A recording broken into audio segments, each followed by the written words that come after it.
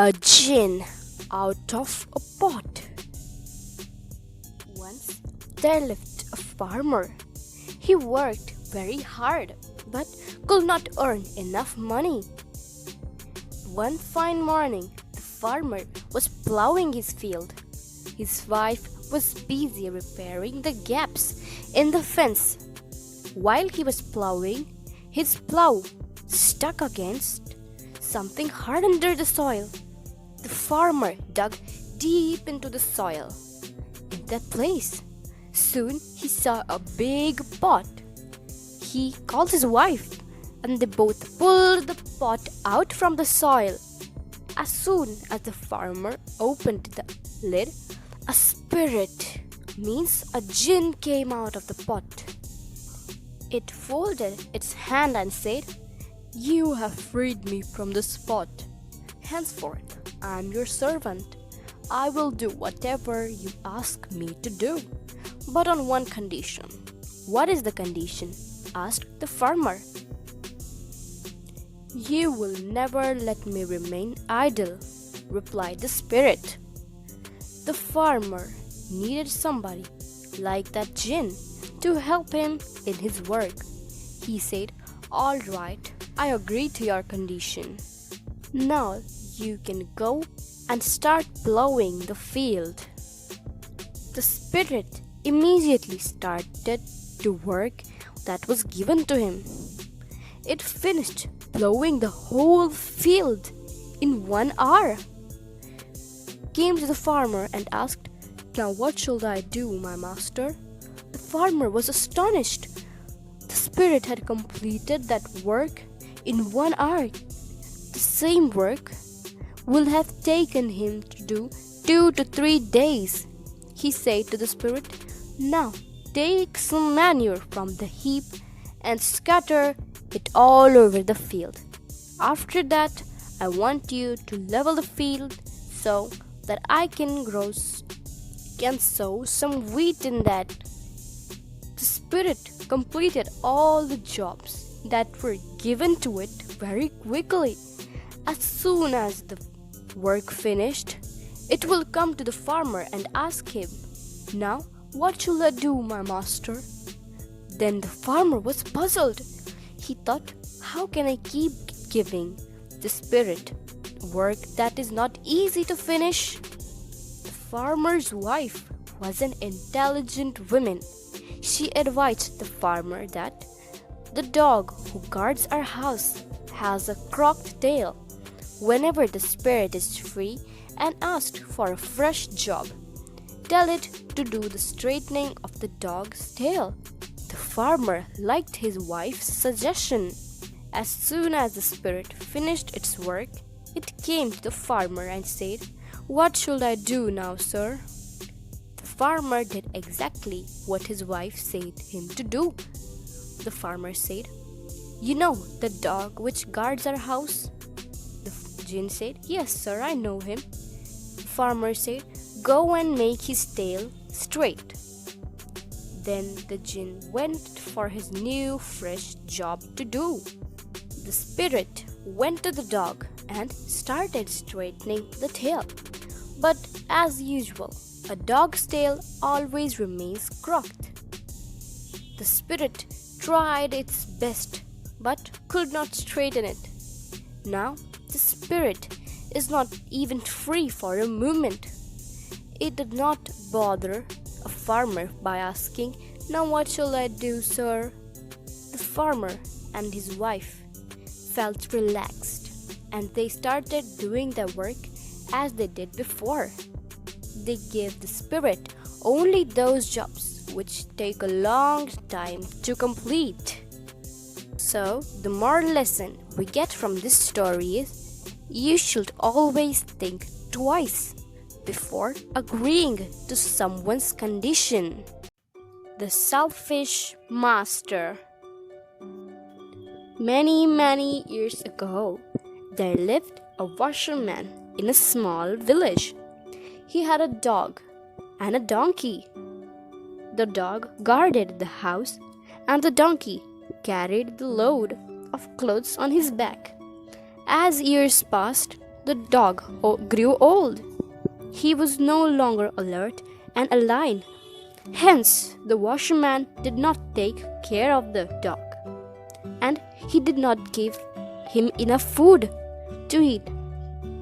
One night, a thief broke into the washerman's house. The washerman was so tired that he was fast asleep. The dog also lay by asleep his master's side. The donkey saw the thief entering the house. It was the dog's duty to bark and wake up the master, but the dog was fast asleep. The donkey went to the dog, woke him up and said, "Hey friend, are you awake?" The dog said, "Of course I'm awake. What's the matter?" The donkey said to the dog, "A thief has just broken into the house. Why don't you bark to wake up the master?" The dog said, "Why don't you mind your own business? Though I've been serving the master for many years, he has never praised me or appreciated me for my duty. Nowadays, he don't even give me enough food to eat. Then why should I wake him up? This is not time to find fault with the master, but to help him. Please wake him up quickly," argued the donkey. But the dog was adamant. He said, "I will not do that. If the master does not appreciate me, then why should I do care for him? All right, if you don't do that, I will wake him up." Saying this, the donkey started braying loudly. The washerman woke up. He was furious because of the donkey had disturbed his beautiful sleep. The angry washerman got up, took a stick, and started beating the donkey severely. He then went to sleep again. When he woke up the next morning, he found his house had been theft. He began to grumble and wail, but it was too late now. Suddenly, he thought of his old dog. The washerman realized his mistake, and then he decided to take good care of his old dog. And he also decided that he will never beat the donkey again. So, the moral lesson we get from this story is, you should always mind your own business. The Mountain and the Squirrel. One day, a squirrel was playing near a mountain. She ran higher and tighter sportingly. She was feeling very happy indeed. The mountain saw her and said to himself, "This poor little creature is feeling so happy. What makes it so glad? It is of no use to anybody. Why, after all, should it be happy when it is nothing to boast of?"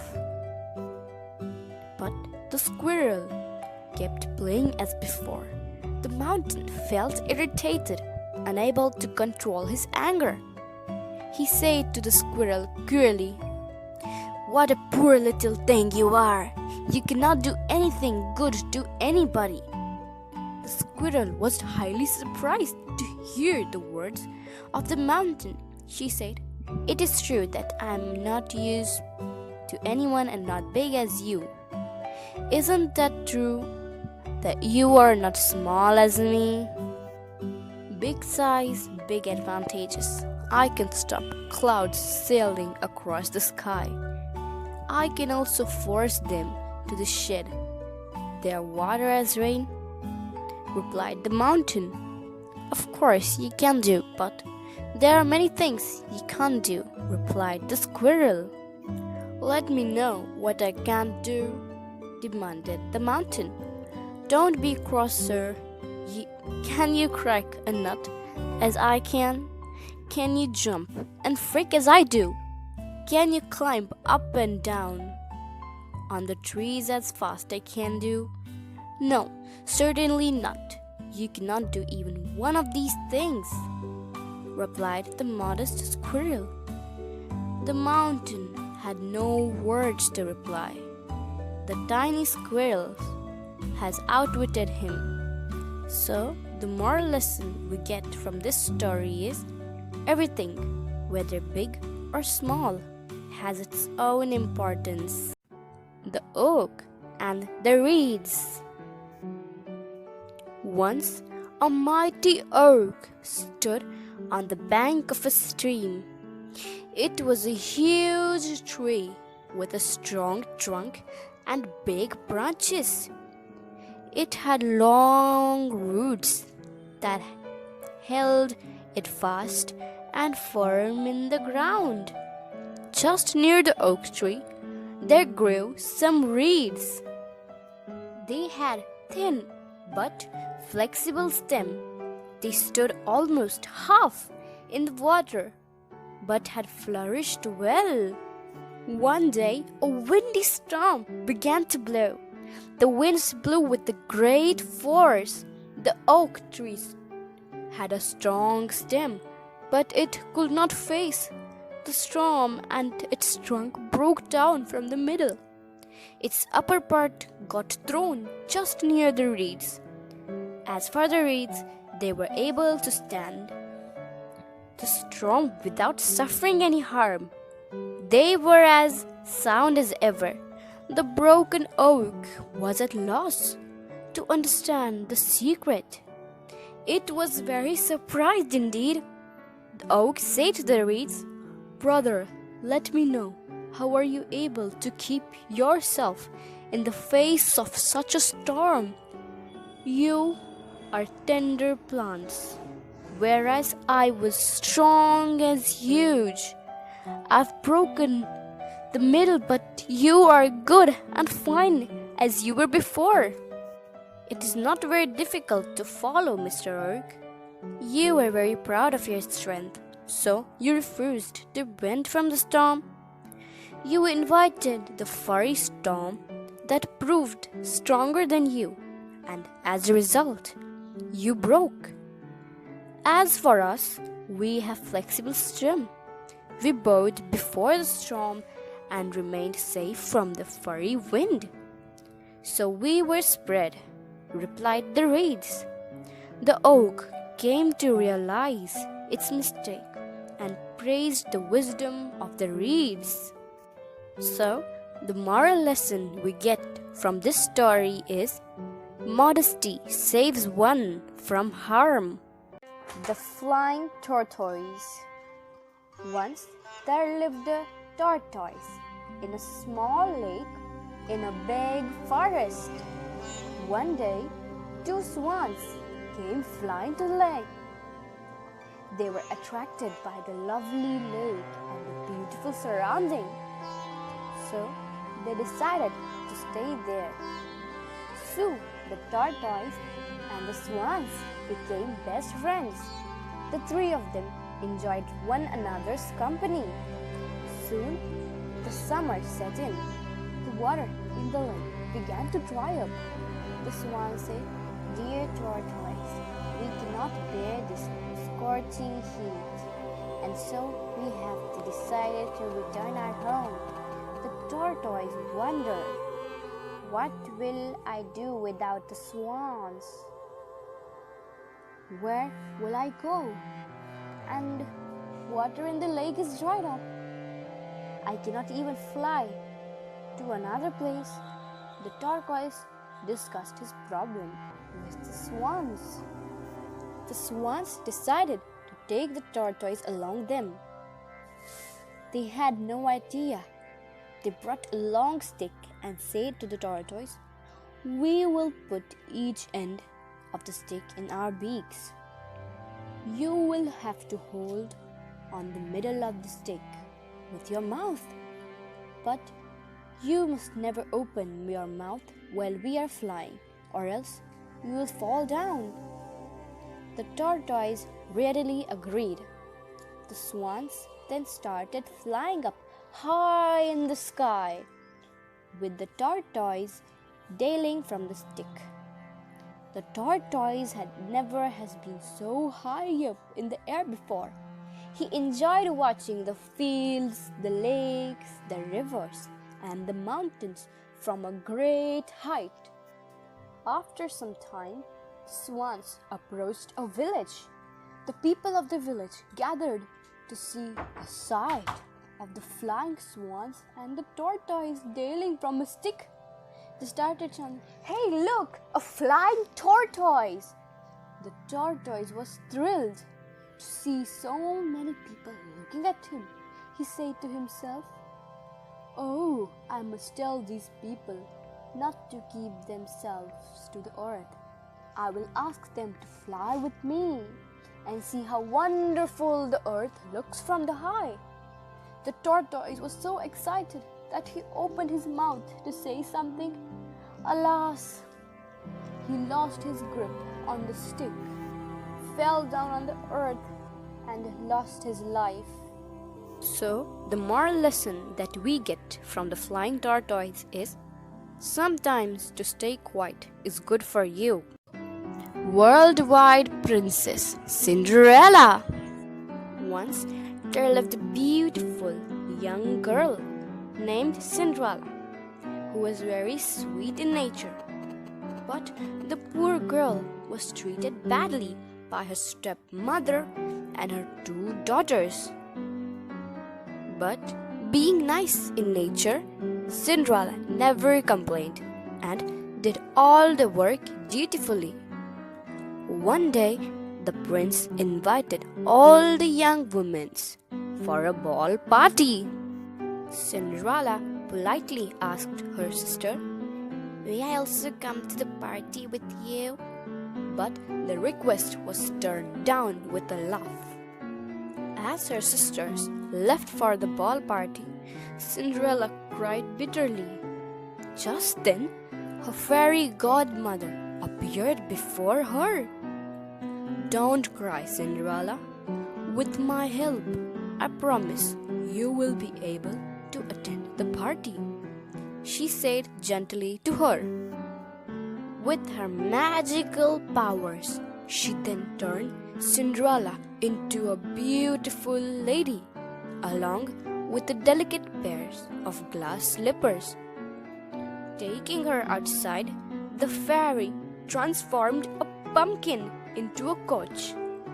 Then she wished Cinderella a good night and told her, "Child, don't forget to return before midnight, for the spell will last till that time only." At the ball party, Cinderella's beauty caught everyone's attention, especially the prince. No one recognized her, not even her sisters. The prince courteously asked her, "May I have the pleasure of dancing with you?" Cinderella shyly accepted the offer. The prince never left her side throughout the night. Suddenly, Cinderella heard the clock strike midnight. She remembered Fairy's words and saying, "Oh, I have to leave. Wish I could stay, but..." She ran for the staircase. Accidentally, she dropped one of her slippers, which was picked up by the prince. He had fallen in love with Cinderella. He tried that slipper on every maiden in the region, declaring, "The girl whose foot fits in this shoe perfectly will be crowned as my princess." At last, Prince and his attendants arrived at Cinderella's place. Her sisters were eagerly waiting to try on the slipper. The prince then asked, "Is there anyone else in the house?" "There is, but she is just a maid," replied the stepmother. The prince called Cinderella and asked her to try the shoes. Naturally, the shoes were her, so the slipper fitted her foot perfectly. Leaving her sisters were shocked. The prince knew he had found his bride. Smiling at Cinderella, he said, "Will you like to marry me, Cinderella? I promise to love and protect you all of my life." She readily accepted the offer. The prince introduced Cinderella as his would-be wife. Her sisters begged for forgiveness, which Cinderella readily granted. She married the prince and lived happily ever after. So, the moral of Cinderella is show kindness towards all, forgiving others for doing wrong, and never letting bad things ruin your heart. Beauty and the Beast. Once there was a rich merchant who had 3 daughters. One day, as he was leaving for a voyage, his eldest daughter asked for a casket for her jewelries. His second daughter wanted a necklace, but Beauty, his youngest daughter, said, "I just want a red rose." The merchant set off his voyage. He brought a casket and a golden crown, but he could not find a red rose for Beauty anywhere, so he was very unhappy.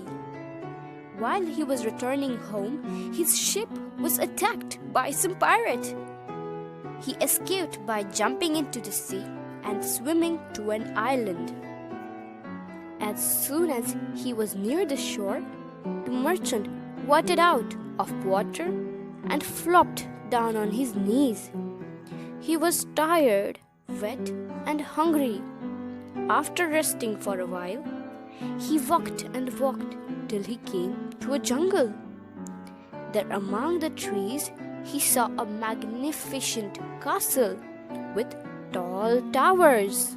The merchant went up to the castle and knocked the huge arched door. When there was no reply, he pushed the door and walked in.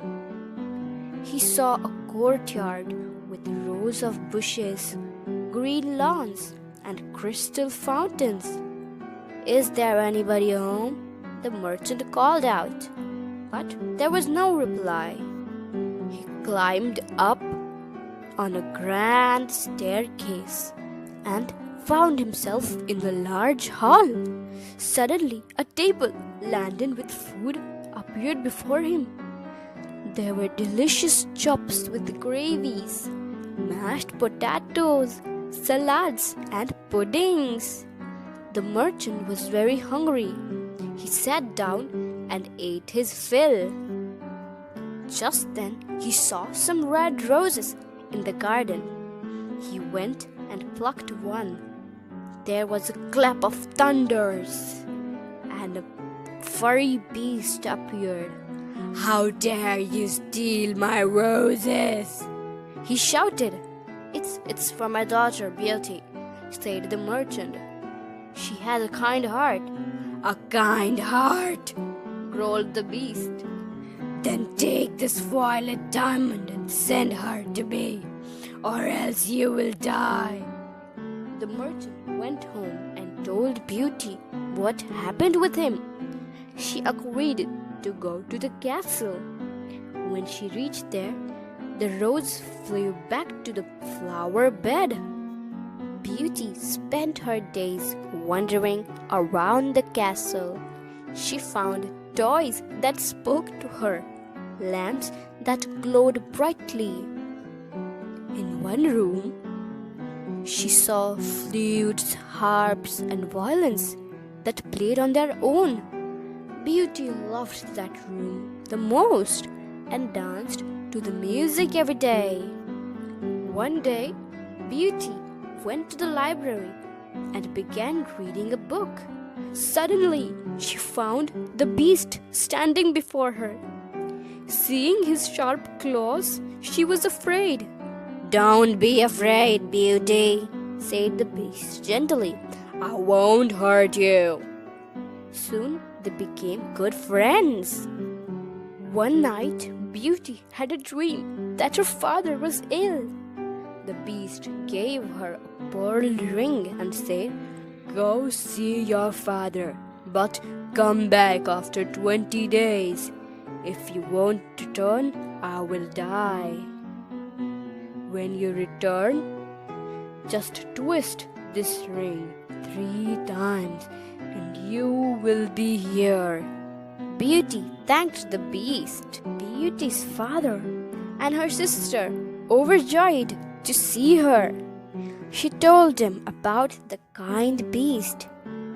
Every day, Beauty fed her father hot soup and baked him cakes, pies, and pastries. Soon he was well again. After a month had passed, Beauty remembered her promise. Beauty said, "Goodbye, everybody. I have to go," and rushed back. She saw the beast lying lifeless. Teardrops fell from her eyes on the beast, and he woke up. Slowly, his fur disappeared, and he turned into a handsome young man. Her kindness had broken the spell. They got married and lived happily ever after. So, the moral of the story is, it's not about what's on outside, but what's on inside that counts. Thumbelina. Once upon a time, there lived a woman who was very lonely and longed to have a child of her own. She spent all her time in her lovely garden, sowing and watering the plants. "How I wish I had a child to love and care for it," she sighed. One day, while she was working in her garden, an old woman visited her. "Why do you look so sad, my dear?" said the woman. "I have no child. I am so lonely," said the woman. "Sow this magic seed in a pot tonight," said the old woman.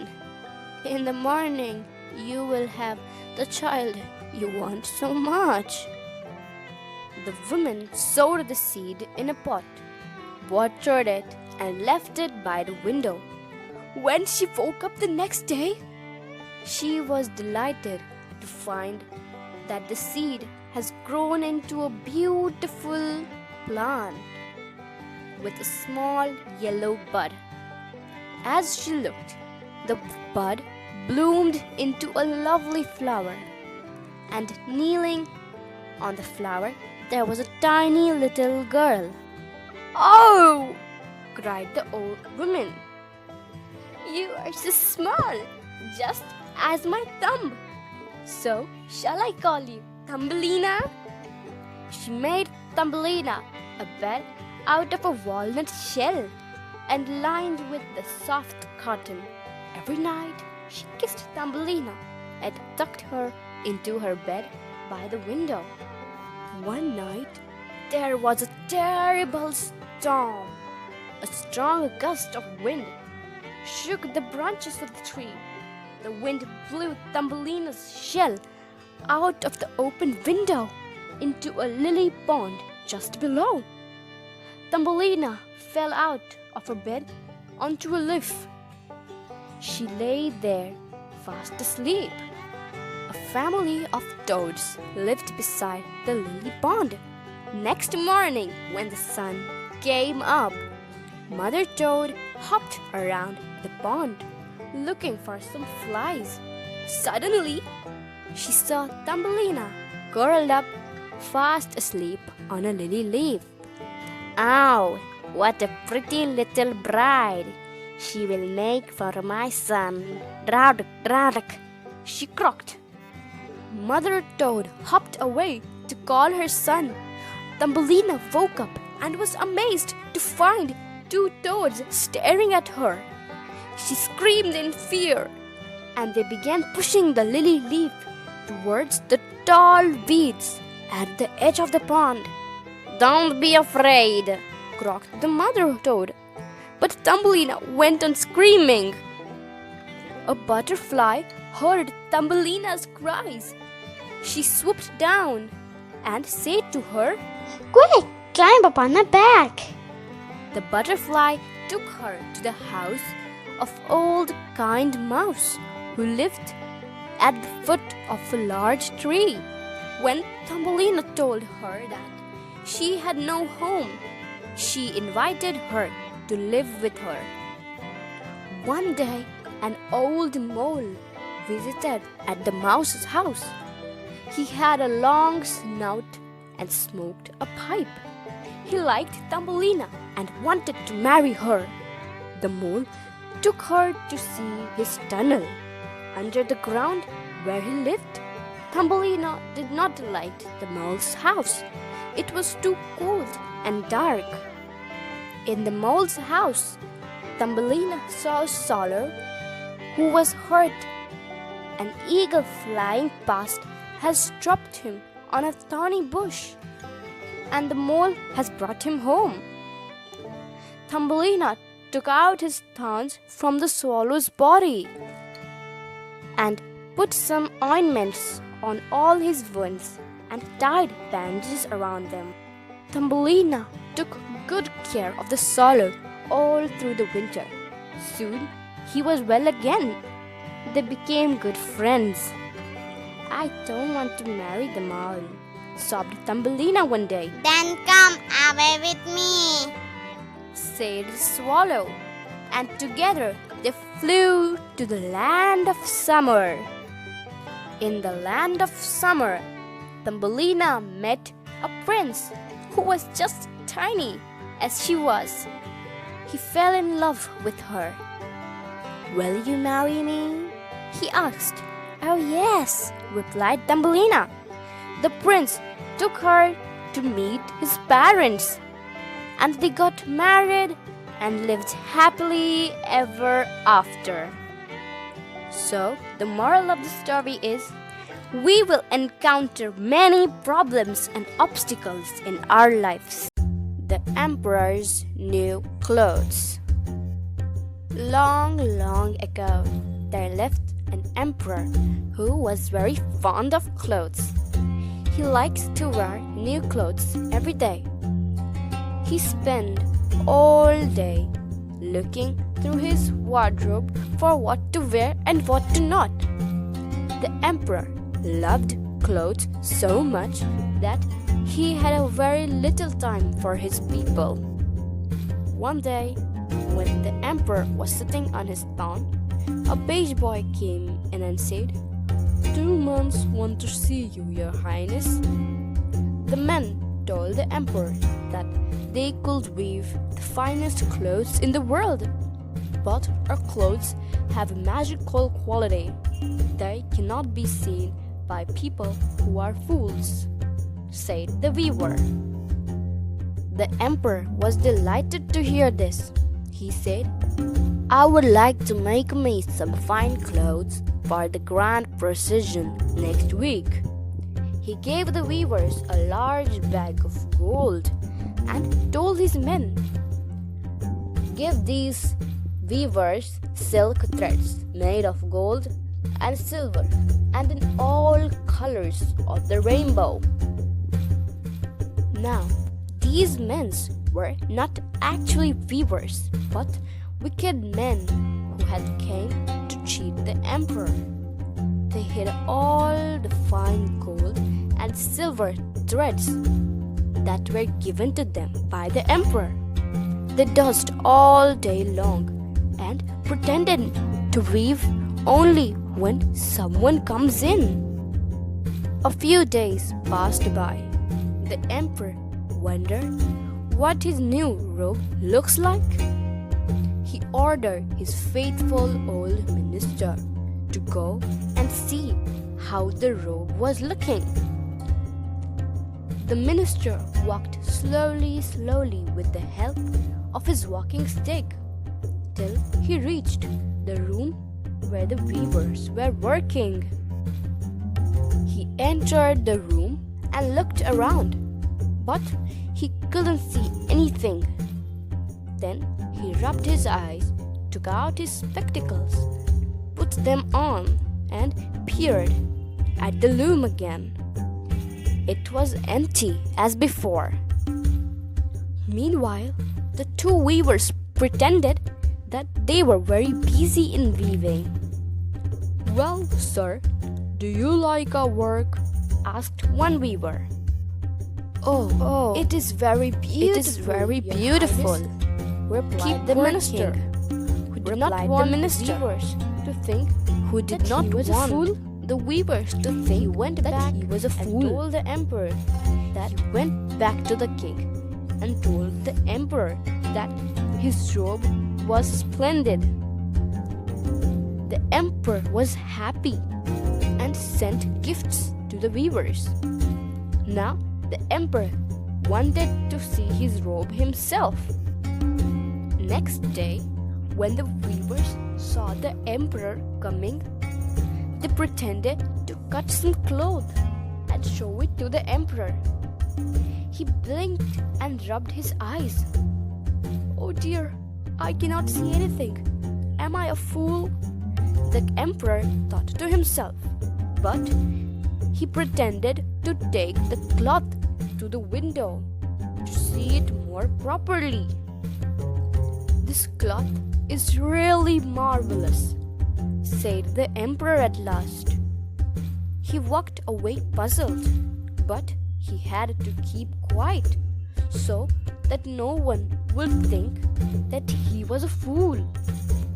The weavers went on pretending to cut with scissors and sew it with needles.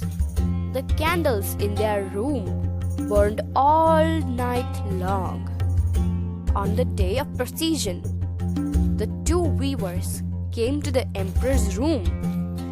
"Your Majesty, here's your new robe," said one weaver, as he pretended to hold it proudly. "And my friend has your shirt, vest, and trousers." The emperor pretended to touch and admire the robe. The emperor then took off his clothes. The weavers pretended to put on his new suit of clothes. The emperor stared at himself in the mirror. He could not see anything, but dared not to say anything. All he could see was his trouser and his crown. The emperor went out and took his place at the head of the procession. Near the town hall, the emperor got down from his carriage. Everyone looked silently at the emperor. Just then, a child cried out, "Look, mother, the emperor is wearing nothing." Then all the people started laughing at the emperor. The emperor ran back to his place in shame. So, the moral of the story is, we can't let pride keep us from speaking up when we know the truth. Little Red Riding Hood. There once lived a little girl in a small village. Everyone loved her because she was cheerful, good, and kind. She always helped others. But it was her grandmother who loved her the most. Granny lived in another village on this another side of the woods. On her birthday, Granny gave the little girl a lovely gift. It was a red riding cape with a hood. "Thank you, Granny," said the little girl. She loved the cape and wore it all the time. So her mother began to call her Little Red Riding Hood. One day, her mother packed a basket of sandwiches, biscuits, and fruits. "Granny is ill. Take this to her," said her mother, handling the basket to Little Red Riding Hood. "And be careful when you go through the woods. Keep going on the path. Don't talk to any stranger," said her mother before leaving. Little Red Riding Hood sang and danced as she was through the woods. A wolf asked her where she was going. "I am taking some food for Granny," she replied. "She lives in the next village." pick some flowers for her too," said the wolf. Little Red Riding Hood began picking flowers. The wolf then rushed to Granny's cottage. He peeped through the window and saw Granny is in bed. She was reading a book. He knocked the door. "Come in, the door is open," said Granny. The wolf came in quietly and pounced on Granny. She cried out and tried to run away, but the wolf pushed her into the cupboard and locked it. Then he put on her blue nightcap and got into the bed. He pulled the quilt over himself and was waiting for the Little Red Riding Hood to come. When Little Red Riding Hood entered the cottage, she saw Granny and said, "What a big eyes you have, Granny." "The better to see you with, my dear," said the wolf. "And what a big ears you have," she said. "The better to hear you with," said the cunning old wolf. "And what a big teeth you have, Granny," said the Little Red Riding Hood. The wolf licked his lips and said, "The better to eat you with," and jumped out of the bed. The Little Red Riding Hood cried out. She dropped the basket and ran. But the wolf caught the little girl, gobbled her up in one gulp, and got back into the bed and went to sleep. A hunter passing by heard the little girl cried out. He saw the cottage door was open. He went in and saw a dropped basket of fruits and the wolf fast asleep. The hunter knew at once that the wolf must have gobbled up the little girl. He stamped out loudly on the floor. The wolf woke up and saw the hunter with his gun. His mouth fell open in surprise, and Little Red Riding Hood popped out. The hunter shot the wolf, and he fell down dead. Then Little Red Riding Hood and the hunter began to search everywhere for Granny. They found her inside the cupboard. Little Red Riding Hood smiled and said, "Oh, Granny, I'm so glad that you're safe." Just then, Little Red Riding Hood's mother came in looking for her. Little Red Riding Hood told her the whole story. Then she got the plates of sandwiches and biscuits, the teapot and the cups. They all sat down at the table for tea. So, the moral of the story is, you must never trust a stranger. Even a very friendly stranger may have very bad intentions. Goldilocks and the Three Bears. One Sunday morning, the three bears were in their garden. Suddenly, Baby Bear cried out, "Hurry! I have caught a fish! Please, Mama, will you fry the fish?" "Yes, I will, but now it's time for our breakfast," said Mama Bear. Mama Bear went to the kitchen to make breakfast. She put a pot on the fire and began to make some porridge. Just then Baby Bear came in. He took out his own bowl from the cupboard and said, "Mama, I'm hungry. May I have some porridge? I love porridge. Yes, of course, you may have it, said Mama Bear. But it's very hot. Let us take a walk in the woods while the porridge cools down, said Papa Bear. So the bears went out for a walk. On the way, Baby Bear met his friends, the rabbit, the birds, and the butterflies. Soon after the bears had left, a little girl came to their house.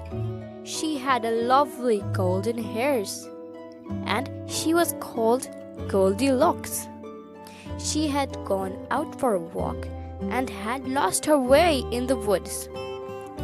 She went up to the house and knocked the door, but no one opened it.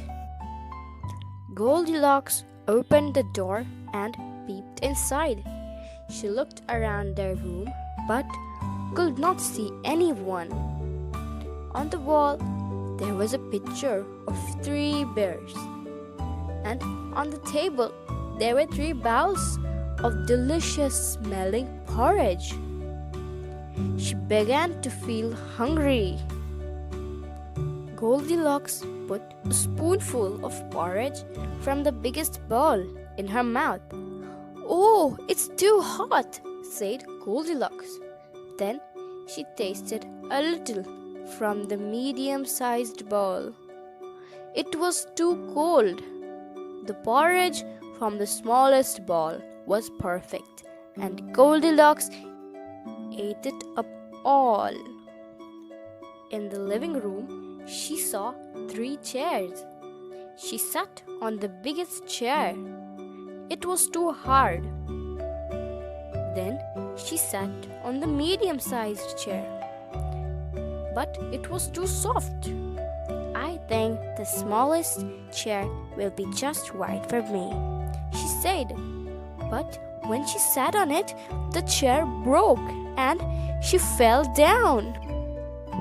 Now Goldilocks was feeling very sleepy. She went into the bedroom and saw 3 beds. She lay down on the smallest bed and covered herself with a quilt and fell to sleep. Meanwhile, the 3 bears were returning from their walk in the woods. When the 3 bears went back home, they found the gate was wide open. "Oh, we forgot to close the gate," said Papa Bear. "Even the door is open," said Baby Bear, pointing at the door. Everybody was surprised. The 3 bears rushed into the house. They saw the porridge split on the table. "Somebody has been eating my porridge," said Papa Bear. "Somebody has been eating my porridge too," said Mama Bear. "My bowl is empty," cried the baby bear. The 3 bears then went into the living room. "Somebody has been sitting on my chair," said Papa Bear. "Somebody has been sitting on my chair too," said Mama Bear. "My chair is broken," said the baby bear, and he began to cry aloud. "Let us go and check in the bedroom," said Papa Bear. There they saw a little girl sleeping on Baby Bear's bed. Baby Bear woke her up. Goldilocks was frightened to see the bears looking at her. She got up from the bed and ran into the woods.